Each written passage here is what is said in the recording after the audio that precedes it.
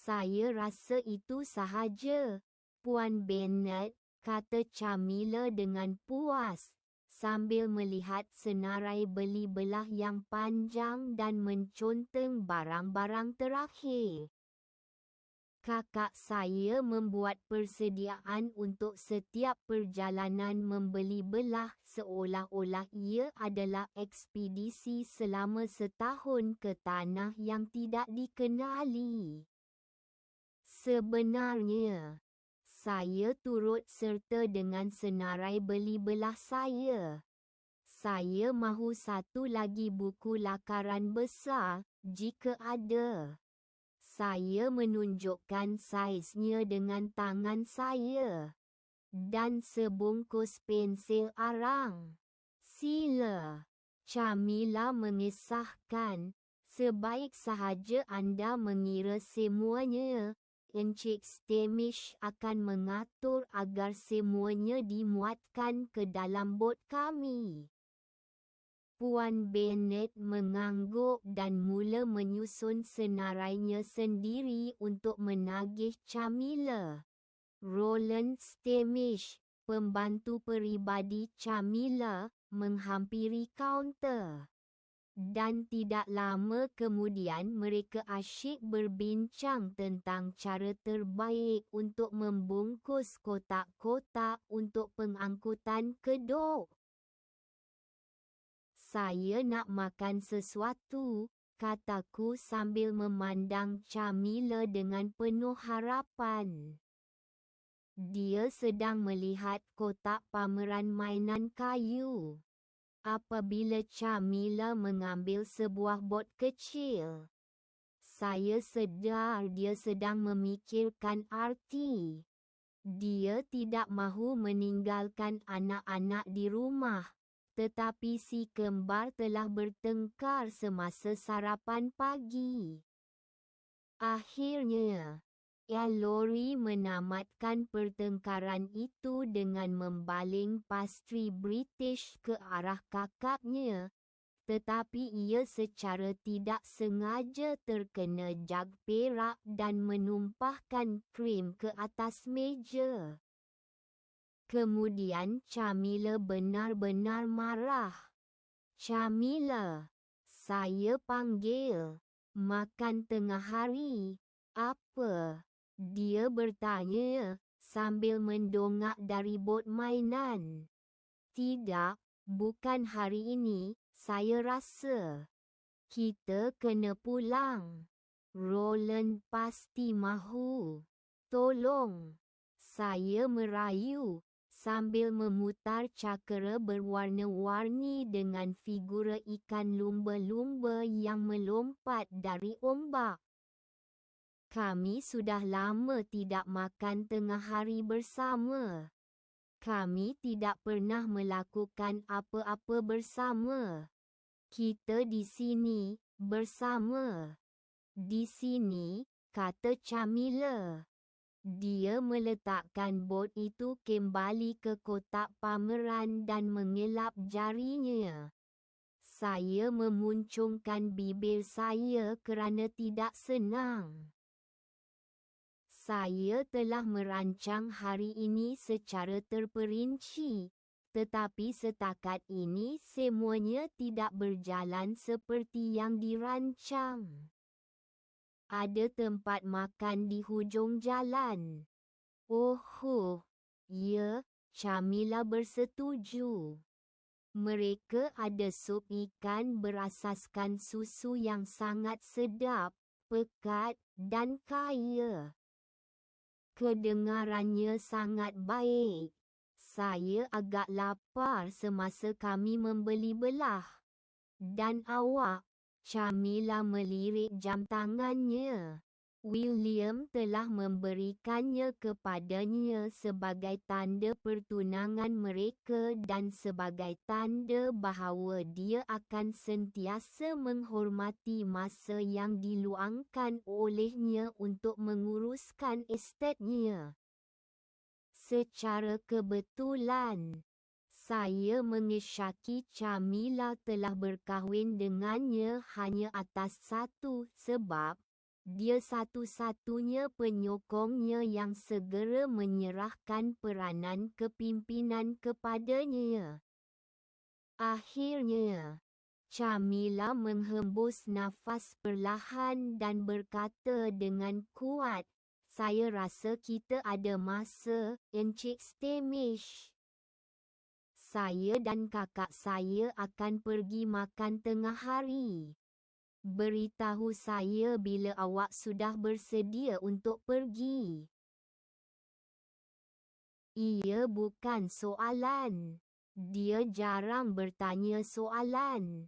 Saya hampir bertepuk tangan kerana gembira. Saya ingin memberitahu Camille tentang surat Dauphin Lauren, tetapi saya tidak berpeluang sepanjang hari. Hannah betul.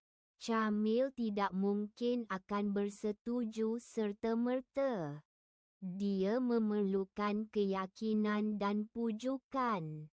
Dan jika itu tidak berjaya, maka dia perlu dipaksa untuk bersetuju.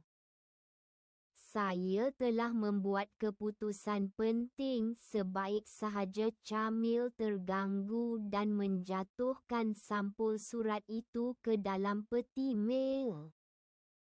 Saya tidak mempunyai sebab untuk mempercayai Camille sedang membaca surat saya. Tetapi saya tidak mahu membiarkan apa-apa berlaku secara kebetulan. Saya terpaksa meninggalkan pulau ini.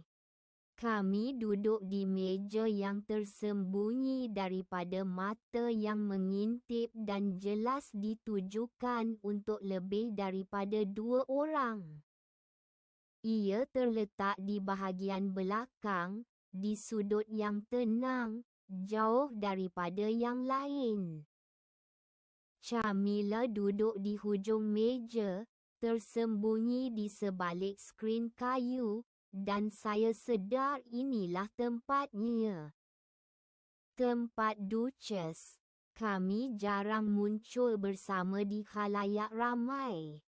Camilla biasanya pergi ke pulau lain bersama suami atau anak-anaknya. "Kenapa awak bawa saya membeli belah hari ini?" Saya bertanya selepas pelayan membawakan kami 2 mug besar jus.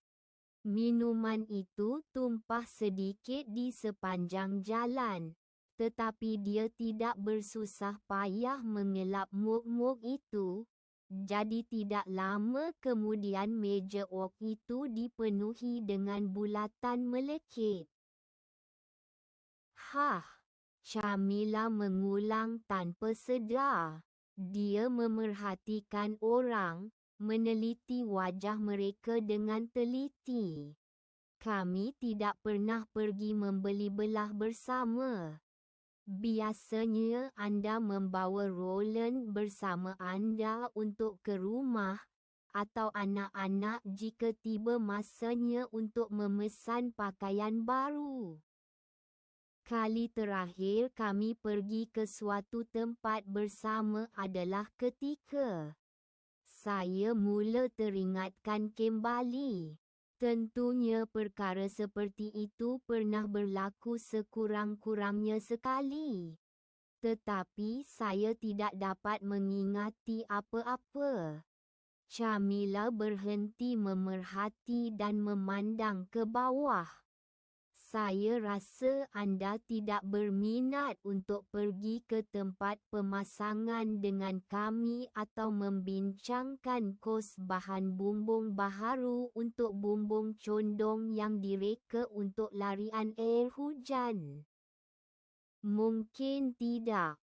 Tetapi saya sangat terkejut apabila anda mengajak saya ikut anda pagi ini." "Terkejut," tambah saya. Hujung mulutnya terangkat sedikit, mengisyaratkan senyuman, dan Camilla meneguk sedikit jusnya. Saya dapat merasakan dia cuba mencari topik perbualan, yang bermaksud saya perlu menyelesaikan apa yang telah saya rancangkan. Saya menarik nafas dalam-dalam. Hampir mengatakan kata-kata yang telah saya persiapkan sepanjang pagi, tetapi atas sebab tertentu saya berkata, adakah kerana saya? Saya sudah menyesal mengatakannya. Tetapi sekarang Camilla akhirnya memandang tepat ke mata saya. Apa yang awak cakapkan? Awak nampak begitu leka. Saya rasa awak lebih suka berada di mana-mana sahaja selain di sini. Bukan sekarang, dan bukan bersama saya, dan saya tertanya-tanya. Adakah kerana awak? Camilla mengakhiri perbualan untuk saya. Saya mengangguk, menjangkakan jawapan negatif. Camilla perlahan-lahan menelusuri tanda yang ditinggalkan oleh cawan di atas meja dengan jarinya. Bukan, kerana awak, akhirnya dia berkata, tetapi tiada kehangatan dalam suaranya. Awak tahu betapa saya sayang awak, Verity. Dan awak tahu betapa saya menghargai awak tinggal di Highmore bersama kami, bersama saya. Kami semua sangat menghargai awak. William melayan awak seperti adik perempuan. Anak-anak menyayangi awak. Jadi apa masalahnya? Camilla diam, hanya tersentak apabila pelayan wanita itu tiba dengan dulang besar. Dia meletakkan mangkuk sup ikan, bakul keropok, dan pinggan mangkuk perak. Ada apa-apa lagi, Puan? Tanya pelayan wanita itu. Terima kasih, Vinda. Saya rasa itu sahaja yang saya perlukan. Vinda mengangguk dan berpindah ke meja lain sebelum kembali ke kaunter. 14 tahun memisahkan kita, kata Camilla dengan dingin, sambil memasukkan keropok bulat ke dalam sup. Saya dengan senang hati akan meluangkan lebih banyak masa dengan awak, tetapi kita berada di peringkat kehidupan yang berbeza. Sangat berbeza. Dan ia sentiasa begitu. Saya seorang isteri.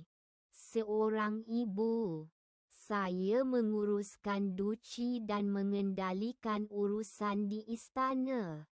Saya mempunyai banyak tanggungjawab yang awak tidak perlu tahu atau risaukan. Dan awak, dan saya ulang. Bagaimana saya boleh membandingkan dengan kepentingan Camilla yang melampau di sekeliling dirinya? Dia menghulurkan tangan dan menggenggam tangan saya. Awak tak tahu betapa gembiranya saya kerana awak di sini, kerana awak tinggal bersama kami. Highmore akan sentiasa menjadi rumah awak. Dan awak tahu itu. Saya mungkin tak pandai menunjukkannya, tapi saya benar-benar menghargai awak. Saya akan cuba untuk memperbaiki diri. Saya akan cuba untuk menjadi kakak yang lebih baik. Camilla, saya tak pernah berniat untuk. Saya akan menjadi lebih baik, dia meyakinkan saya. Sebenarnya, saya ingin membincangkan sesuatu yang lain, saya bergegas untuk berkata. sambil mengambil surat Duchess dari poket saya. Apabila Camilla berkata bahawa Highmore akan sentiasa menjadi rumah saya rasa tidak selesa. Secara keseluruhannya ia kedengaran sangat manis. Tetapi maksud yang tersembunyi itu membuatkan saya tidak senang. Jika saya tinggal di rumah, saya tidak akan pergi ke mana-mana. Saya tidak akan pernah belajar apa-apa yang baharu. Saya tidak akan pernah menemui tunang saya, panggilan saya, atau diri saya sendiri. Camilla terikat dengan Highmore. Dia mengambil tanggungjawab untuk melindungi rumah dan pulau kami. Tetapi saya, bagaimana saya boleh menemui jalan saya melepasi tembok batu? Semalam saya menerima sepucuk surat daripada Mercy. Camille mencedok sedikit sup dan memegangnya dengan penuh pertimbangan, mengira apa yang akan saya katakan seterusnya. Betul ke? Dia telah berkawan dengan Duchess of Blema. Dauphine Lauren, Camille selesai bercakap dengan tidak sabar untuk saya. Saya mengangguk bersamanya. Ya, jadi, keluarga Lauren mempunyai seorang anak lelaki.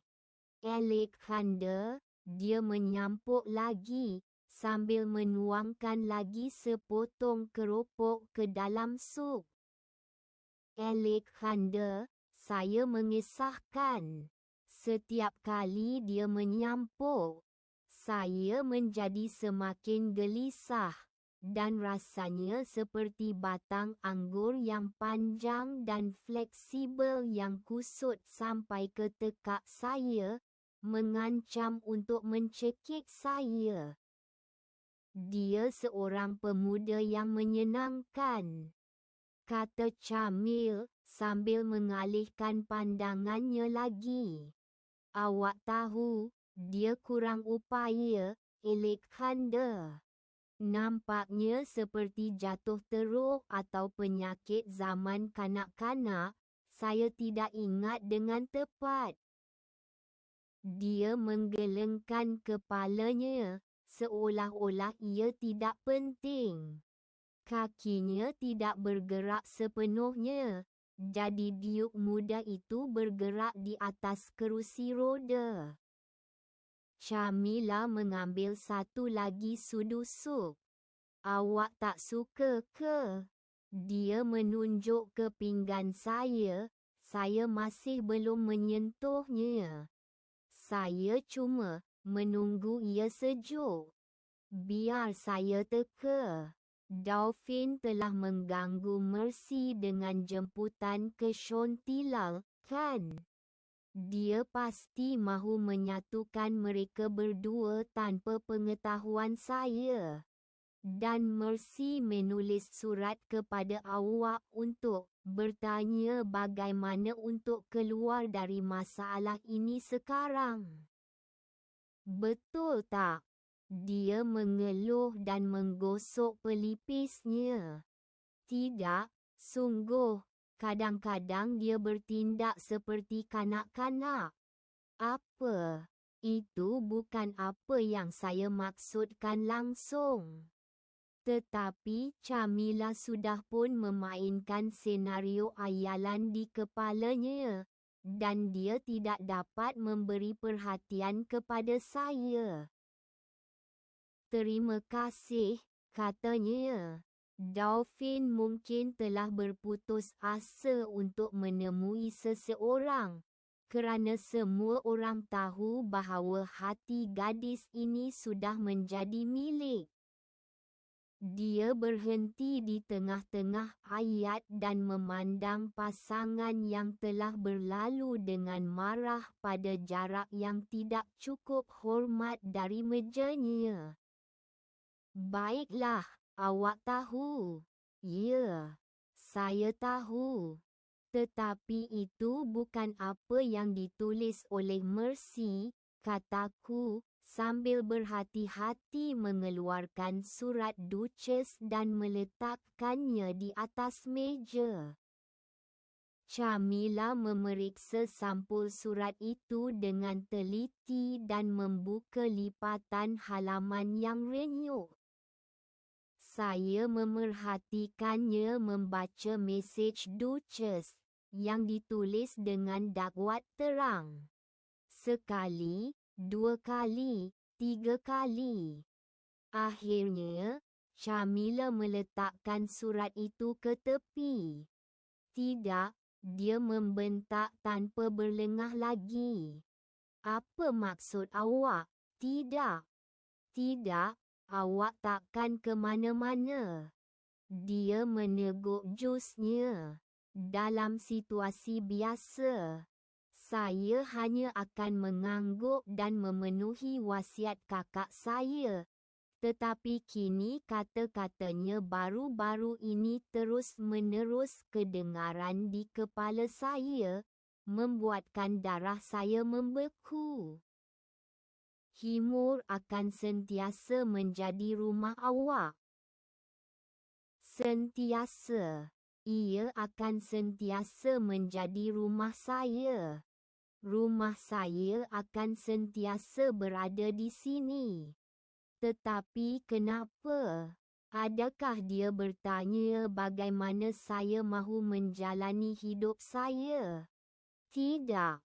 Dia fikir dia tahu segala-galanya yang terbaik dan berhak membuat keputusan muktamad. Seperti sekarang. Seperti selalu. Seperti, pada pendapatnya, seorang Duchess sepatutnya. Saya meneguk jus. Dan lagi, dan lagi.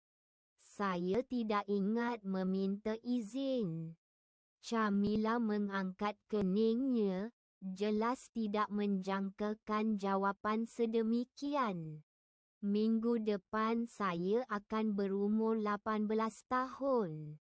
Saya cukup tua untuk membuat keputusan saya sendiri. 18 tahun bukanlah. Anda membenarkan Mercy hadir di hadapan istana diraja pada usia 16 tahun. Atas perintah raja. Adakah saya mempunyai pilihan?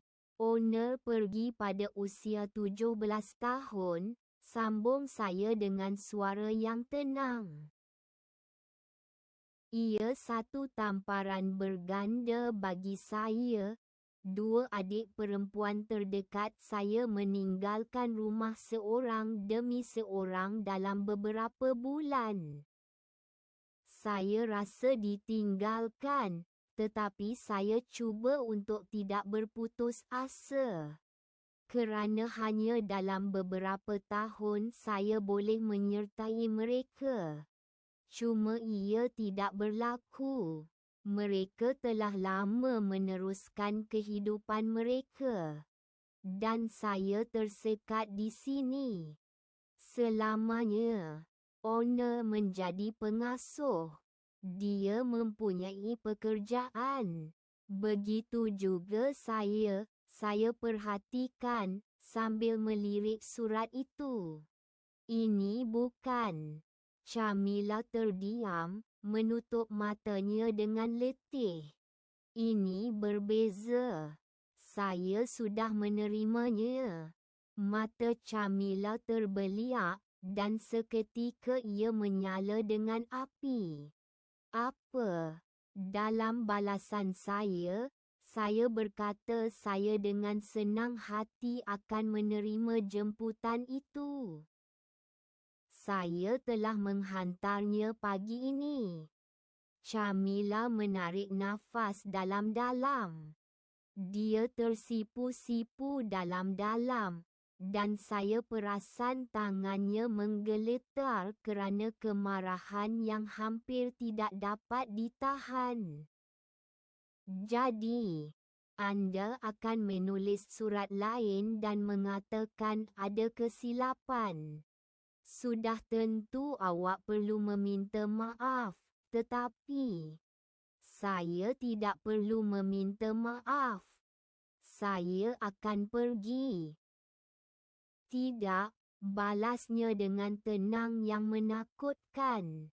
Camilla tidak pernah meninggikan suaranya dan memilih setiap perkataan dengan teliti. Saya tidak faham. Semua orang lain pergi. Anali, Ona, Mercy. Malah Lenore, awak melepaskan semua orang dengan begitu mudah. Saya hanya mahukan yang sama. Sudah tiba masanya untuk saya mencari panggilan saya. Seketika, satu ekspresi samar muncul melalui topeng yang tidak dapat ditembusi di wajahnya, seolah-olah dia sedang berusaha sedaya upaya untuk membendung aliran fikiran obsesif. Saya terus bercakap. Dan akhirnya, topeng itu hilang sepenuhnya. Verity, kata Camilla sambil menghempas tapak tangannya ke atas meja. Saya terpaku, seolah-olah dia telah menampar saya. Mengapa kata-kata saya membuatnya begitu marah? Mengapa dia begitu enggan melepaskan saya? Saya tidak faham apa-apa dan sangat terkejut sehingga saya tidak dapat bernafas. Awak bukan mereka. Awak sama sekali berbeza. Camilla menghempas meja sekali lagi, membuatkan pinggan mangkuk berderak, dan tanpa menunggu perbualan selanjutnya, dia berdiri dan pergi. Pintu itu terhempas di belakangnya. Saya duduk di sana, merenung pinggan saya yang belum disentuh. Saya tidak perlu berpaling pun. Saya sudah rasa seperti saya mendapat perhatian semua orang. Semua orang sangat ingin tahu apa yang telah berlaku. Camilla sentiasa membawa dirinya dengan penuh maruah dan anggun. Dia mungkin malu dengan kejadian ini. Saya tidak ragu dia akan segera kembali dan meminta maaf atas kelakuannya yang tidak biasa. Seminit berlalu, dan satu lagi, dan satu lagi, dan Camilla masih tiada. Saya duduk di meja, tidak dapat bergerak. Apa yang telah saya lakukan? Saya hanya mahu dia akhirnya melihat saya. Adik perempuan saya sudah dewasa dan bersedia untuk bertanggungjawab atas hidupnya sendiri, untuk meninggalkan sarang keluarga dan membuat keputusannya sendiri. Saya bukan lagi seorang gadis kecil. Tetapi saya tidak pernah menjangkakan reaksi sedemikian. Tiba-tiba, perut saya berkeroncong. Saya terganggu dan akhirnya memberanikan diri untuk melihat sekeliling. Beberapa pelanggan kedai minuman cepat-cepat mengalihkan pandangan. Walaupun mereka masih memerhatikan saya, ada yang tersenyum simpati. Seorang lagi pelayan wanita menghampiri saya. Dia perlahan, seolah-olah takut saya tidak gembira melihatnya. Dia berkulit gelap, dan rambut pendek hitam menyembul keluar dari bawah topinya. Awak tak sihat ke, Cik Faumans? Oh, tidak. Semuanya baik-baik saja, jawab saya, walaupun saya tidak begitu mempercayainya. Setiap minit berlalu sejak pemergian Camilla, saya semakin cemas. Awak menangis. Pelayan wanita itu perasan, meletakkan serbet bersih Camilla di hadapan saya. Saya tidak perasan pun, kata saya sambil mengelap mata. Kakak-kakak boleh jadi sukar, kan? Gadis itu bertanya, sambil melirik ke pintu depan. Ya, memang berlaku, saya setuju. Saya ada 3, kata pelayan wanita itu. Mengambil tempat Camilla. Semua yang lebih tua. Susahnya menjadi anak bongsu dalam keluarga. Itu sudah pasti. Walaupun saya kecewa, saya masih mampu tersenyum. Verity, saya menghulurkan tangan saya kepadanya. Miriam, gadis itu memperkenalkan dirinya, sambil menggenggam tangan saya dengan jari-jarinya yang sejuk dan berkerak. Gembira bertemu dengan awak, Miriam. Terima kasih kerana datang. Saya agak terkejut apabila semua orang memandang saya. Bukan semua orang, katanya sambil menyelipkan sehelai rambut gelap ke belakang telinganya. Nampak lelaki di sebelah wanita berbaju hijau itu. Dia sedang bercerita tentang topi baharu yang dilihatnya di kedai, dan saya rasa dia langsung tidak perasan kakak awak pergi. Saya gembira mendengarnya. Saya kecewa kita menyebabkan kekecohan di sini. Tidak, Cik, balas Miriam. Jika awak ingin tahu apa itu skandal sebenar, lihatlah pasangan di sana. Seorang lelaki bercincin emas besar dan seorang gadis yang jarinya tidak diikat. Saya melihat dengan lebih dekat pasangan yang disebut oleh Miriam. Mereka bersandar rapat, berbisik sesuatu, kelihatan seolah-olah mereka telah melupakan segala-galanya. Apa yang keterlaluan tentang itu? Mata biru Miriam berkilauan riang. Nampak wanita di kaunter itu memakai gaun ungu. Dia bertanya. Saya perasan orang yang tidak dikenali itu memerhatikan pasangan itu dengan kemarahan yang tidak tersembunyi. Memerhati dengan teliti, sentiasa menjangkakan hasilnya, saya makan sup lagi. Kakak isteri lelaki itu. Dia belum perasan dia lagi, tetapi dia. Oh, itu skandal sebenar. Jadi, awak rasa lebih baik? Dia bertanya sambil mengangguk ke arah pinggannya yang separuh kosong.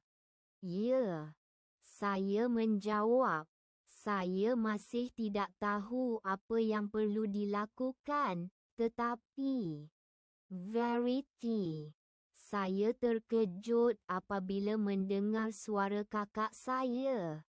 Saya tidak perasan Camilla masuk, dan nampaknya Miriam juga tidak. berdasarkan betapa pucatnya dia. "Awak dah balik," kata saya. "Ya, apa-apa pun. Roland dah muatkan barang dalam bot. Kita patut pulang. Awak nak habis makan tengah hari tak? Mungkin kita boleh bincang tentang." "Kita perlu pergi." "Camilla, ini Miriam," kata saya, terbakar rasa malu untuk kakak saya, yang langsung tidak memandang gadis itu, seolah-olah dia bukan apa-apa. "Kita dah berbual." Camilla memandang Miriam tanpa sedar. Langsung tidak memandang wajahnya. Kolar rendah yang tebal itu menonjolkan tanda merah terang yang muncul di leher kakak saya. Dia sangat marah. Arus pasang tidak akan menunggu sesiapa. Camilla mengisytiharkan sambil memandang ke arah Miriam. Kemudian dia berpaling tiba-tiba dan, tanpa mengucapkan selamat tinggal atau menoleh ke belakang, berjalan keluar.